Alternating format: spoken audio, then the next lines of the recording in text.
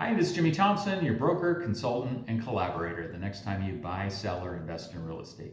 Welcome to Road to Home Realty's This Week in Real Estate, where you get a behind-the-scenes look into buying, selling, or investing in real estate.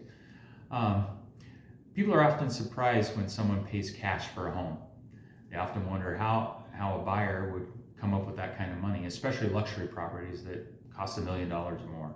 So how does a buyer come up with hundreds of thousands of dollars to buy a home? Well, many times that buyer already sold a property. We recently had a buyer sell their property in California. It was in that area. It was a nice house in a nice area, but it wasn't extravagant.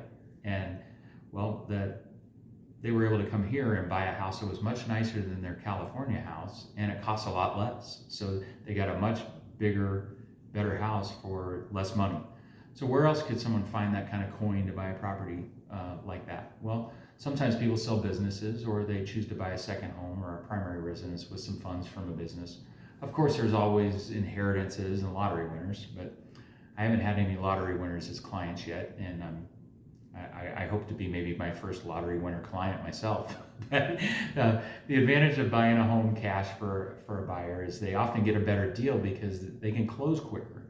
So obviously with cash, you can buy it and close really quick after the inspection's over. And they don't have the mortgage and all the things that go with that. They also won't need an appraisal. Sellers will often take a lower offer if it's cash because it's virtually done after that inspection period's over. So I personally believe a mortgage is a great way to invest in a home because you can leverage your money, but I also know the advantages of paying cash.